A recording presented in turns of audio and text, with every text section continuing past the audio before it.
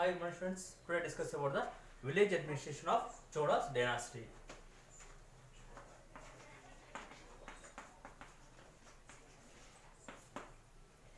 The real feature of Chola dynasty is village administration because they are given the more importance to local government. Local government means the village administration. ಪ್ರಿಯ ವಿದ್ಯಾರ್ಥಿಗಳ ಇದನ್ನ ನಾವು ಚೋಳ ಸಾಮ್ರಾಜ್ಯದ ಬಗ್ಗೆ ತಿಳಿದುಕೊಳ್ಳೋಣ. ಇನ್ನು ಒಂದು ಕೆಲವೊಂದು ಸಾಮ್ರಾಜ್ಯಗಳು ತನ್ನದೇ ಆದಂತಹ ವಿಶಿಷ್ಟತೆ ಮಹತ್ವವನ್ನು ಹೊಂದಿರ್ತವೆ. ಅಂತಹ ಮಹತ್ವ ಅಂತಂದ್ರೆ ಉದಾಹರಣೆಗೆ ಚೋಳ ಸಾಮ್ರಾಜ್ಯವು ಸ್ಥಳೀಯ ಆಡಳಿತಕ್ಕೆ ಅದು ಗ್ರಾಮಾಡಳಿತಕ್ಕೆ ಹೆಚ್ಚಿನ ಪ್ರಾಮುಖ್ಯತೆಯನ್ನು ನೀಡಿದೆ. ಅದೇ ರೀತಿಯಾಗಿ ಅಶೋಕ ಮಹಾಶಯನು ಸುಖಿ ರಾಜ್ಯಕ್ಕೆ ಹೆಚ್ಚಿನ ಪ್ರಾಮುಖ್ಯತೆಯನ್ನು ನೀಡಿದ್ದಾನೆ. ಗುಪ್ತರು ಸುವರ್ಣಯುಗಕ್ಕೆ ಹೆಚ್ಚಿನ ಆದ್ಯತೆಯನ್ನು ನೀಡಿದ್ದಾರೆ. ಹಾಗಾಗಿ ಈ ಚೋಳರ ಸಾಮ್ರಾಜ್ಯದ ಅತ್ಯಂತ ಪ್ರಮುಖವಾದಂತಹ ವಿಶೇಷತೆ ಅಂತಂದ್ರೆ ಗ್ರಾಮಾಡಳಿತ.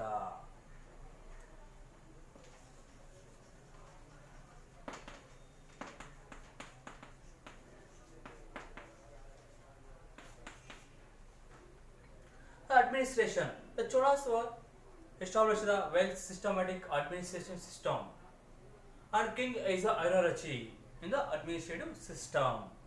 And king was not absolute. He worked within the dharma, and he is the most important person to protect the kingdom and the peoples and property of the empire. Hence, the protect the people's property are the most important work of king. And the king had the administrative system, or king had the Mantri Parishad to maintain the daily administration. And the Cholas dynasty was divided into many divisions. The division called as a Udayana Kutam.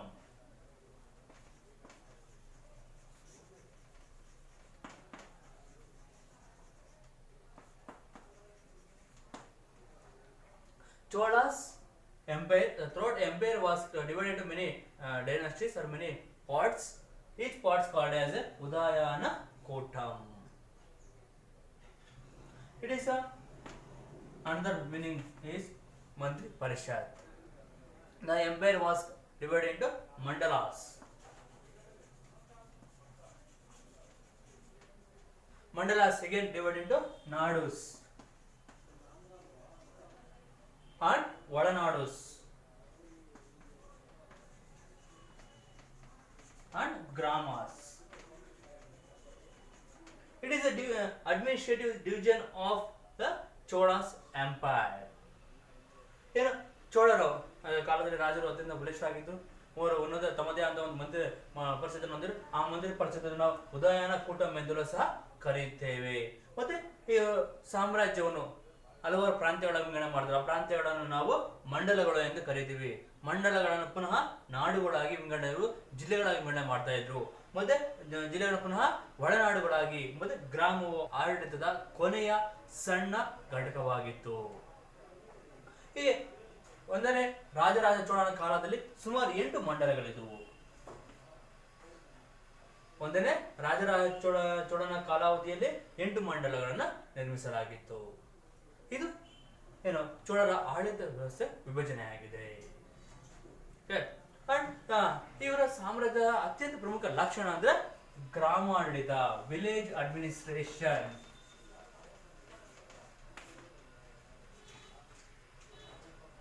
The village administration is the most chief feature of Chola empire. Chola ಸಾಮ್ರಾಜ್ಯದ ಅತ್ಯಂತ ವಿಶಿಷ್ಟವಾದಂತಹ ಲಕ್ಷಣ ಅಂತಂದ್ರೆ ಗ್ರಾಮಾಡಳಿತ. ಗ್ರಾಮಾಡಳಿತವೇ ಚೋಳ ಸಾಮ್ರಾಜ್ಯ ಅತ್ಯಂತ ಪ್ರಮುಖವಾದ ಲಕ್ಷಣ ಸಹ ಆಗಿದೆ.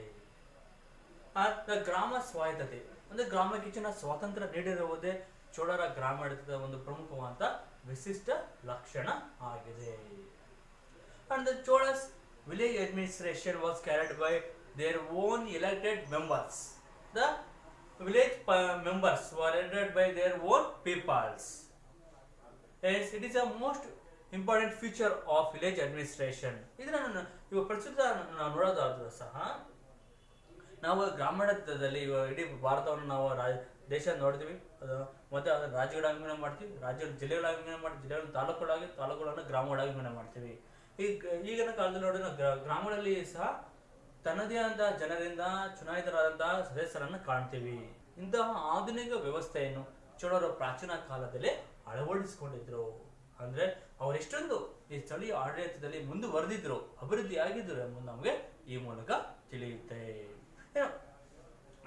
ಈ ಚೋಳರ ಗ್ರಾಮಾಡಳಿತದ ಸದಸ್ಯರು ತಮ್ಮದೇ ಆದಂತಹ ಸ್ವಂತ ಜನರಿಂದನೇ ಚುನಾವಣೆಗಳ ಮೂಲಕ ಆಯ್ಕೆ ಆಗ್ತಾ ಇದ್ರು. ಈಗಿನ ಪ್ರಸ್ತುತ ಆಧುನಿಕ ಚುನಾವಣಾ ವಿಧಾನದ ಆಧಾರದ ಮೇಲೆ ಹಾಗೆ ಇವರ ಚೋಳರ ಗ್ರಾಮಾಡಳಿತವು ಅತ್ಯಂತ ಪ್ರಮುಖವಾದಂತಹ ಒಂದು ಮಹತ್ವದ ಅಧ್ಯಾಯವಾಗಿದೆ. Village assembly are the elected members were elected by their own peoples, like the modern elected system. Hence, the village administration of Cholas is the most important chapter in the history of world ancient period. And then the Uttara Meruru inscription issued by Parantaka Chola first. Uttara Meruru.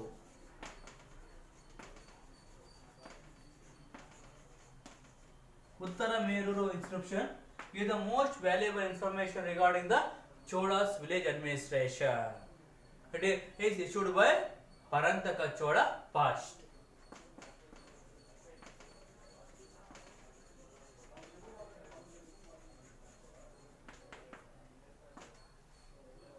Hence, it is the most important sources to give us a valuable, authentic, direct information regarding the Chola's village administration. ಎಲ್ಲ ಚೋಳರು ಗ್ರಾಮಾಡಳಿತಕ್ಕೆ ಹೆಚ್ಚಿನ ಆದ್ಯತೆ ನೀಡಿದ್ರು. ಏನು ಯಾವ ಆಧಾರದ ಮೇಲೆ ನಾವು ಚೋಳರು ಇಷ್ಟೊಂದು ಗ್ರಾಮಾಡಳಿತಕ್ಕೆ ಆದ್ಯತೆ ನೀಡಿದ್ರು? ಏನು ಚೋಳರು ಗ್ರಾಮಾಡಳಿತದ ಸದಸ್ಯರನ್ನು ತನ್ನ ಪ್ರಜೆಗಳೇ ಆಯ್ಕೆ ಮಾಡ್ತಾ ಇದ್ರು ಚುನಾವಣೆ ಮೂಲಕ ಎಂಬ ಸ್ಪಷ್ಟವಾದ ಮಾಹಿತಿ ನಮಗೆ ಯಾವುದರಿಂದ ಗೊತ್ತಾಗುತ್ತೆ ಅನ್ನೋದನ್ನ ನೋಡೋದಾದ್ರೆ, ಒಂದನೇ ಪರಾಂತಕ ಚೋಳ, ಏನೋ ಚೋಳನಾರ ಒಬ್ಬ ಪ್ರಮುಖನಂತ ಅರಸ. ಈತನು 919ರಲ್ಲಿ ಒಂದು ಶಾಸನವನ್ನು ಹೊರಡಿಸ್ತಾನೆ.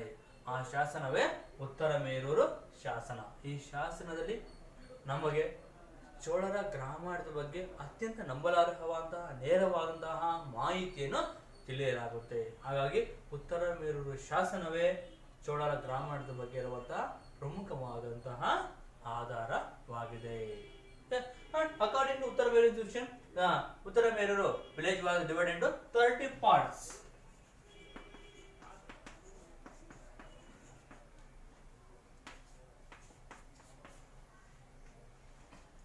And each part have their own elected members. The elected members were elected by their own peoples, and elected members worked for a year. Or the elected members were worked in 360 days. And the election system is the most important in the village administration of Cholas. Then on the election day, all the peoples were assembled in the front of temple, in the premises of temple, and the elected members' names are written on the palm leaves, and all the palm leaves put in the pot. And a small boy coming up on the stage and he pick up the names and announce the elected members. This system called as a lucky draw system or Kuduvalai system.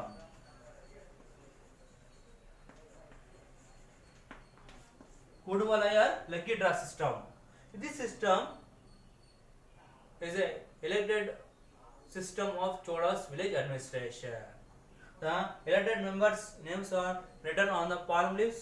These palm leaves put in the pot, and a small boy coming on the stage and he pick up the palm leaves one by one and announce the elected members' names.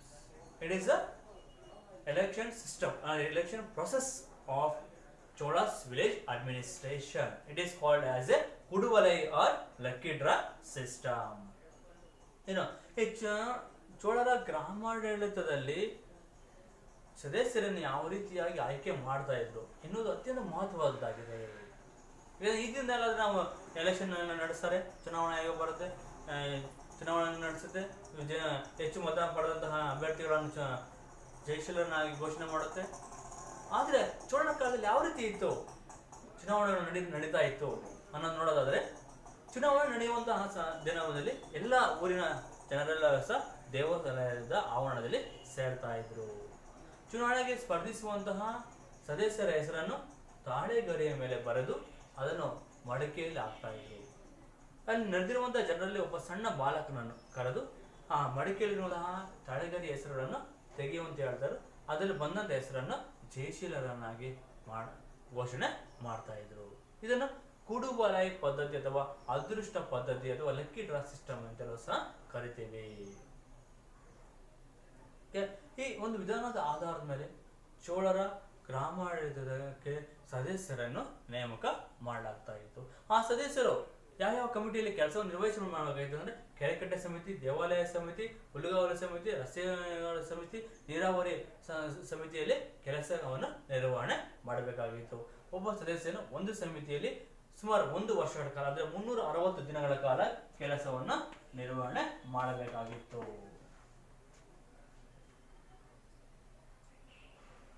ಈ ಸಮಿತಿಗೆ ಸಂಬಂಧಪಟ್ಟಂತ ಎಲ್ಲ ದಾಖಲೆಗಳನ್ನು ನೋಡಿಕೊಳ್ಳುವುದು ಸಮಿತಿಯ ಸದಸ್ಯರ ಕೆಲಸವಾಗಿತ್ತು.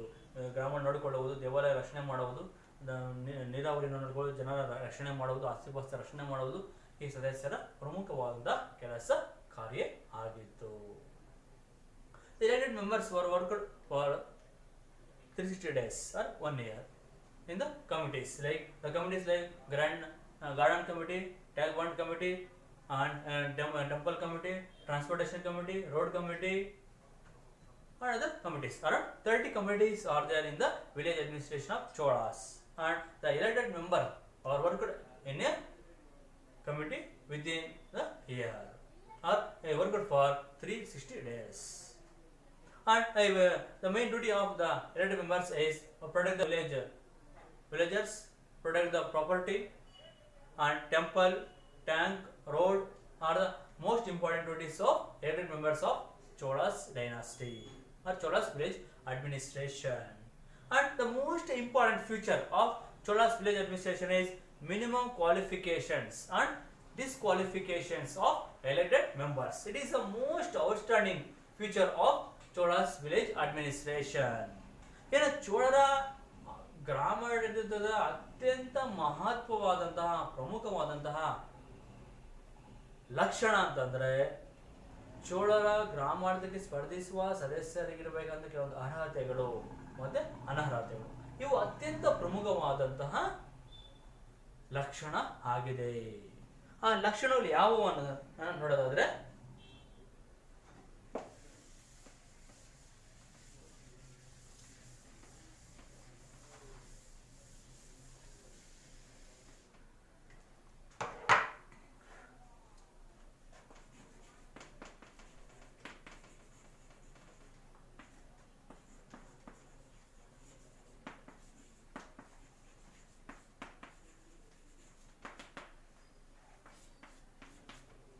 the minimum qualification of Cholas village administration.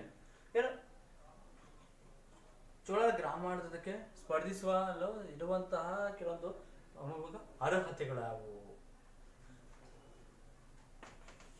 Candidate should possess the half acre of taxable land, or who are candidate in the village administration of Cholas election system, they have half acre of taxable land. It is a first or important qualification of candidates.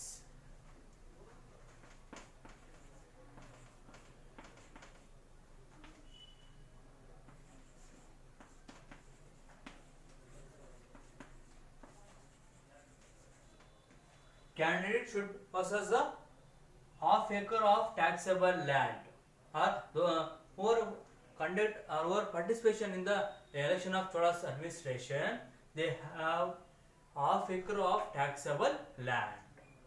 It is the first qualification of Cholas village administration. And second one, the candidates should reside in their own house and it is built in one site. They reside in own house and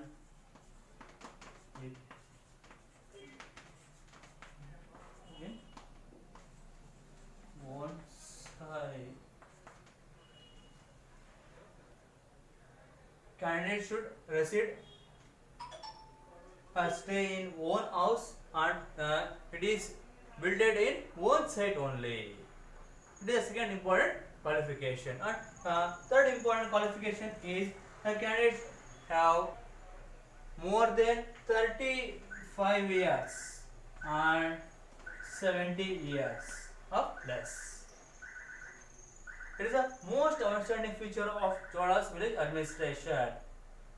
And last one is the candidate should have the knowledge of Veda, Purana, and commerce. And candidate should have the good character. These are all the important qualifications of Chola's village administration.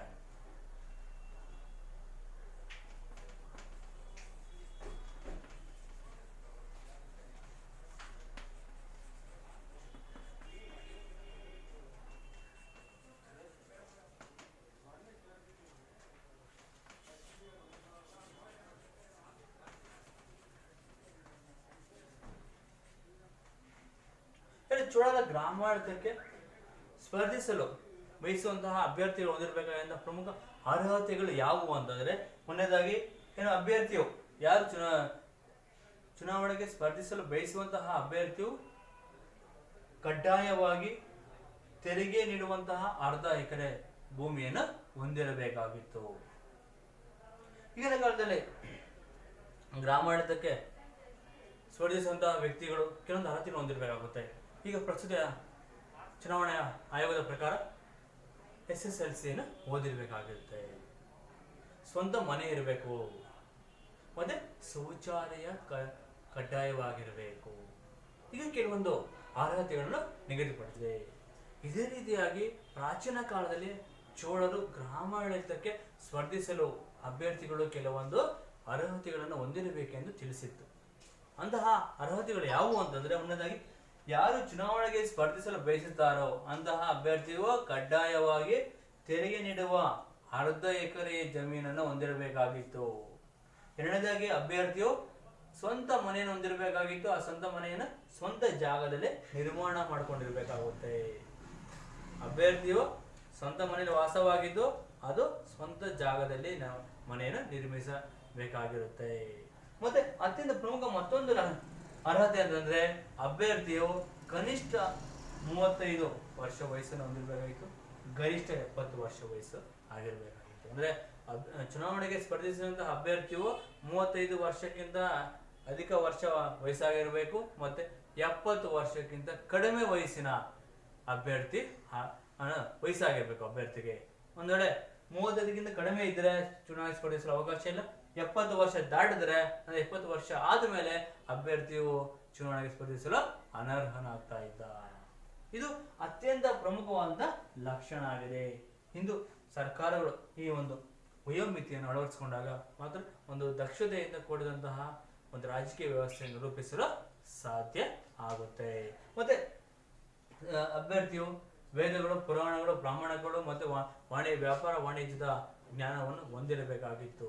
ಮತ್ತೆ ಕೊನೆಯದಾಗಿ ಅಭ್ಯರ್ಥಿಯು ಉತ್ತಮ ಚಾರಿತ್ರ್ಯವನ್ನು, ಉತ್ತಮವಾದ ನಡತೆಯನ್ನು ಹೊಂದಿರಬೇಕಾಗಿತ್ತು. ಇವು ಚುನಾವಣೆಗೆ ಸ್ಪರ್ಧಿಸಲು ಅಭ್ಯರ್ಥಿಗೆ ಇರಬೇಕಾದಂತಹ ಕೆಲವೊಂದು ಮೂಲಭೂತ ಅರ್ಹತೆಗಳಾಗಿವೆ. ಇವು ಕನಿಷ್ಠವಾದ ಅರ್ಹತೆಗಳು. ಈ ಅರ್ಹತೆಗಳಿದ್ದಂಥ ವ್ಯಕ್ತಿ ಮಾತ್ರ ಚುನಾವಣೆಗೆ ಸ್ಪರ್ಧಿಸಲು ಅವಕಾಶ ಇತ್ತು, ಇಲ್ಲ ಅಂದ್ರೆ ಚುನಾವಣೆಗೆ ಸ್ಪರ್ಧಿಸಲು ಅವಕಾಶ ಇರಲಿಲ್ಲ. ಹಾಗಾದ್ರೆ ಯಾವ್ಯಾವ ಚುನಾವಣೆಗೆ ಸ್ಪರ್ಧಿಸಲು ಅವಕಾಶಗಳನ್ನು ನೀಡ್ತಾ ಇರಲಿಲ್ಲ ಅಂದ್ರೆ ಅನರ್ಹತೆಗಳು ಯಾವುವು ಅಂತ. Disqualifications of Cholas village administration.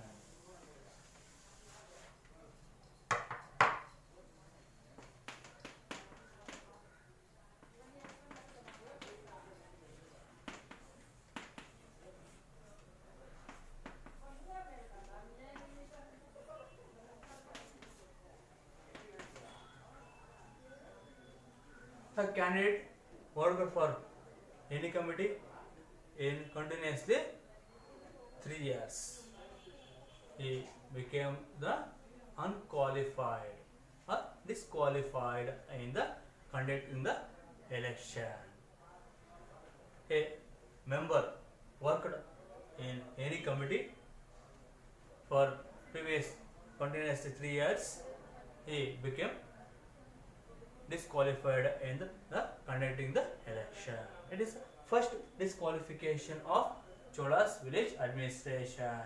ಇನ್ನು ಚೋಳರ ಗ್ರಾಮಾಡಳಿತಕ್ಕೆ ಸ್ಪರ್ಧಿಸಲಿರುವಂತಹ ಕೆಲವೊಂದು ಅನರ್ಹತೆಗಳು ಅಂದರೆ ಯಾವುದೇ ಒಬ್ಬ ಸದಸ್ಯನು ಯಾವುದೇ ಕಮಿಟಿಯ ಸದಸ್ಯನಾಗಿ ಚುನಾಯಿತನಾಗಿದ್ದು ಸತತವಾಗಿ 3 ವರ್ಷಗಳಿಂದ ಸದಸ್ಯನಾಗಿ ಕಾರ್ಯನಿರ್ವಹಿಸ್ತಾ ಇದ್ದರೆ ಅಂತಹ ವ್ಯಕ್ತಿಯನ್ನು ಮರು ಚುನಾವಣೆಗೆ ಸ್ಪರ್ಧಿಸಲು ಅವಕಾಶ ಇರಲಿಲ್ಲ. ಉದಾಹರಣೆಗೆ ಅಮೆರಿಕದ ಅಧ್ಯಕ್ಷ ಚುನಾವಣೆಯಲ್ಲಿ ಬಂದಾಗ 2 ಬಾರಿ ನಿರಂತರವಾಗಿ ಅಧ್ಯಕ್ಷನಾದಂತಹ ವ್ಯಕ್ತಿಯನ್ನು ಮೂರನೇ ಬಾರಿಗೆ ಸ್ಪರ್ಧಿಸಲು ಅವಕಾಶ ಇರೋದಿಲ್ಲ.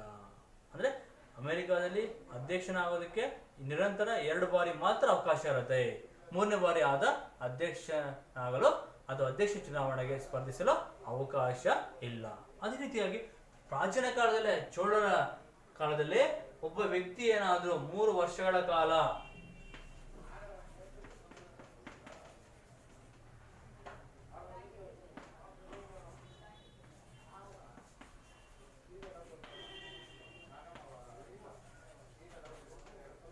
ಯಾವುದೇ ಒಬ್ಬ ಸದಸ್ಯನು ನಿರಂತರವಾಗಿ 3 ವರ್ಷಗಳ ಕಾಲ ಯಾವುದೇ ಒಂದು ಸಮಿತಿಯಲ್ಲಿ ಕೆಲಸವನ್ನು ನಿರ್ವಹಿಸಿದರೆ ಅಂತಹ ವ್ಯಕ್ತಿಯನ್ನು 3ನೇ ಬಾರಿ ಚುನಾವಣೆಗೆ ಸ್ಪರ್ಧಿಸಲು ಅವಕಾಶ ಇರಲಿಲ್ಲ. And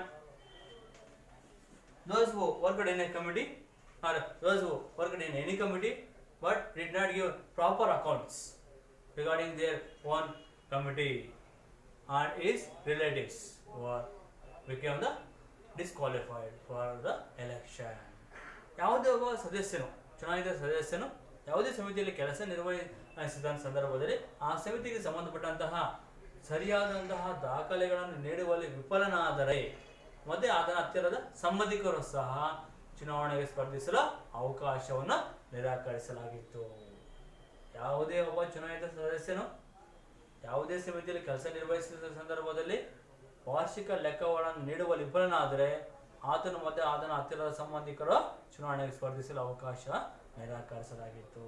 ಮತ್ತೆ ಕೊನೆಯದಾಗಿ weak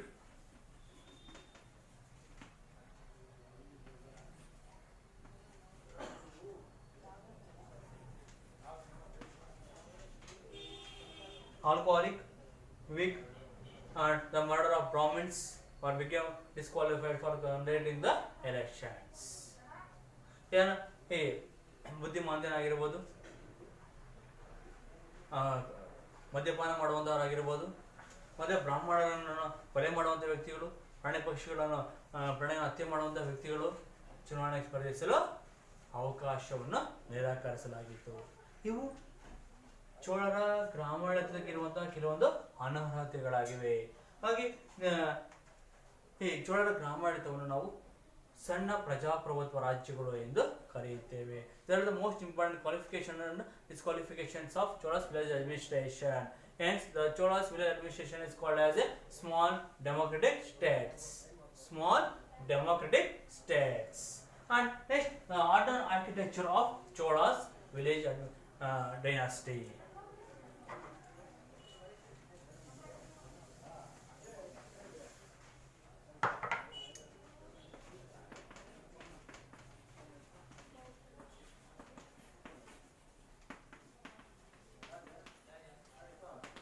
Modern architecture.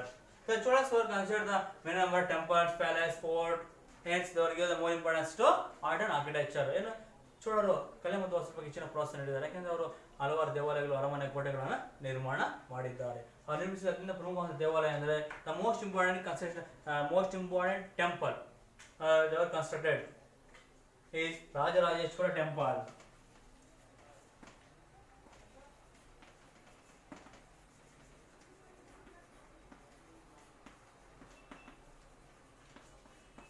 Rajarajeshwara temple at Tanjavur.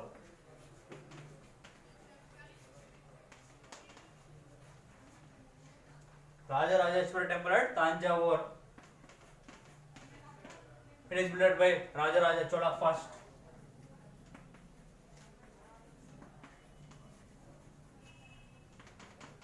And it has biggest Vimana and top of the Shikara. Here is the Shikara had 200 feet height. It is the biggest and tallest Shikara in India. And this temple have Garbhagriha, Mahamandapa, Ardha Mandapa, Sukanasi, Nandi Mandapa are the most important features of Rajarajeshwara temple. Another most important temple are considered by Cholas is